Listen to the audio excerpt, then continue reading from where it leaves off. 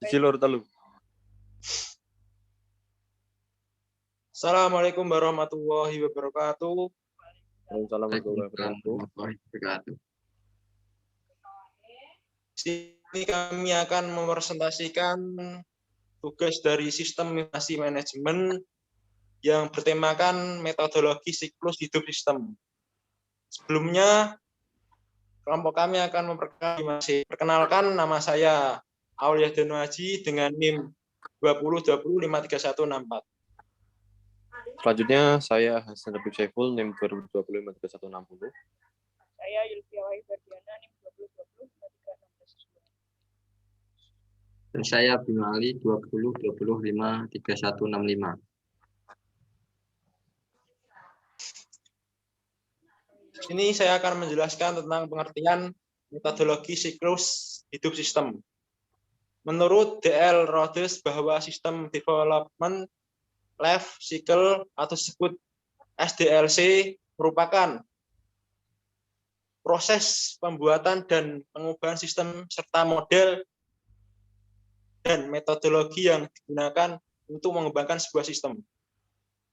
Dan juga menurut Azhar Susanto menyatakan bahwa SDLC adalah salah satu metodologi pengembangan sistem informasi yang populer pada saat sistem informasi pertama kali dibuat.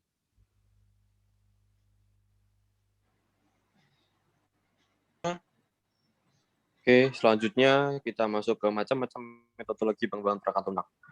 Yang pertama yaitu linear sequential model atau waterfall, yaitu ataupun langkah-langkahnya. Yang pertama, rekayasa sistem dan sistem engineering and analysis. Yang kedua, analisis kebutuhan perangkat lunak, software analysis, requirement analysis. Yang ketiga, perencanaan atau desain. Yang keempat, pembuatan kode atau coding. Yang kelima, pengujian testing. Yang keenam, yang terakhir yaitu pemeliharaan atau maintenance. Next.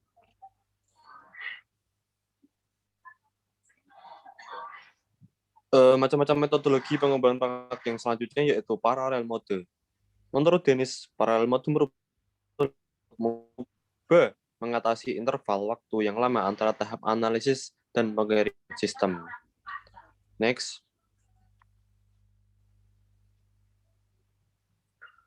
Macam-macam metodologi perangkat lunak yang ketiga yaitu iteratif model. Menurut Lerman, si Basile-V interactive model merupakan metodologi yang mengandalkan pengembangan aplikasi perangkat lunak satu langkah pada satu waktu dalam bentuk memperluas model atau pengembangan model. Next.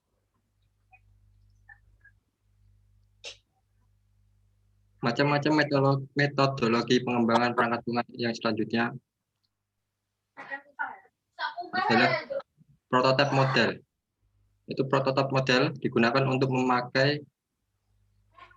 jika pemakai hanya mendefinisikan objek umum dari perangkat lunak tanpa merinci kebutuhan input pemrosesan dan outputnya.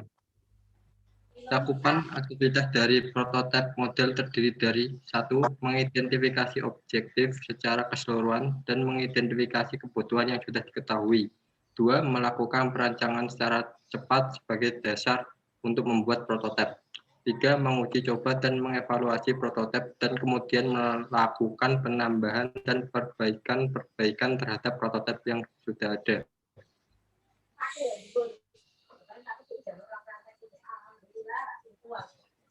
Macam-macam metodologi pengembangan perangkat lunak yang selanjutnya adalah RAD atau Rapid Application Development Model. Adalah proses pengembangan perangkat lunak secara linear sekuensial yang menekankan pada siklus pengembangan yang sangat singkat. Jika kebutuhan dapat dipahami dengan baik, maka pengembangan akan menciptakan sistem fungsional yang utuh dalam periode yang sangat pendek.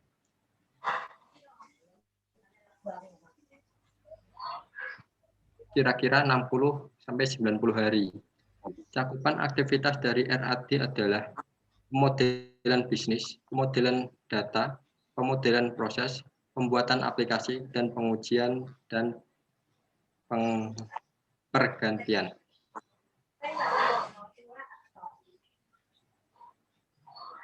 Macam-macam metodologi pengembangan perangkat lunak yang selanjutnya, spiral model merupakan model proses perangkat lunak yang memadukan wujud pengulangan dari model prototipe dengan aspek pengendalian dan sistematik dari linear sequential model dengan pengembangan elemen baru yaitu analisis resiko. Spiral model memiliki 4 aktivitas penting yaitu perencanaan atau planning, analisis resiko atau mengidentifikasi atau pemecahan resiko, rekayasa, evaluasi, penilaian terhadap hasil rekayasa.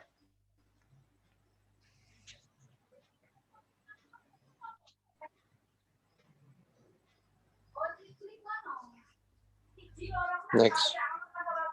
Macam-macam metodologi pengembangan selanjutnya adalah V-shape model. V-shape model ini merupakan model yang sama dengan model waterfall, yaitu sebelum lanjut ke tahap berikutnya, tahap sebelumnya harus diselesaikan terlebih dahulu.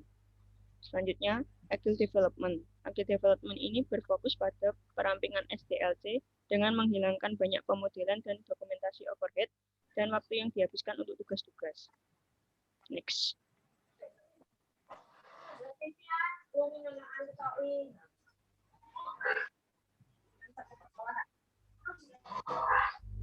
Tahapan pada metodologi siklus sistem. Yang pertama, perancangan sistem atau sistem planning. Bertujuan untuk mengidentifikasi dan memprioritaskan sistem apa saja yang dikembangkan dan sasaran-sasaran yang ingin dicapai. Yang kedua adalah analisis sistem atau sistem analis. Merupakan tahapan penelitian atau sistem yang telah ada dengan tujuan merancang sistem baru atau memperbarui sistem yang sudah ada. Yang ketiga adalah desain, merupakan tahapan untuk menentukan proses atau teknik untuk menerapkan sistem baru. Yang keempat adalah penerapan sistem, merupakan tahapan untuk mengimplementasikan rancangan dari tahapan-tahapan yang dibangun atau dikembangkan. Yang kelima adalah pemeliharaan sistem atau maintenance system, merupakan proses pemeliharaan sistem selama penggunaan agar tetap mampu beroperasi dengan baik.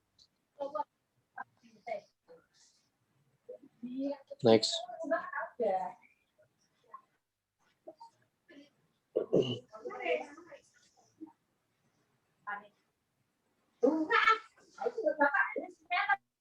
Unmute. Unmute.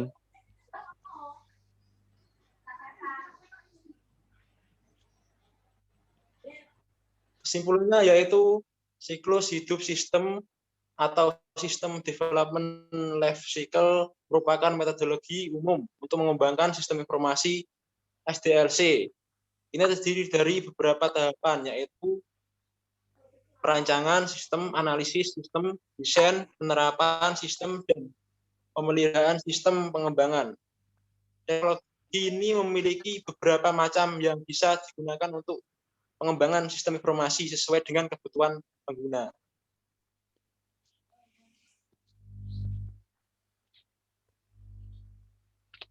Oke, penutupan.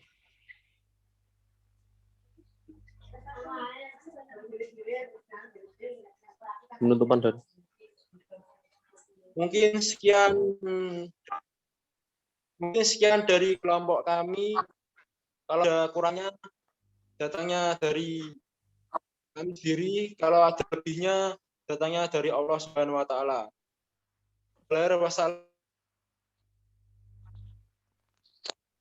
Waalaikumsalam warahmatullahi wabarakatuh.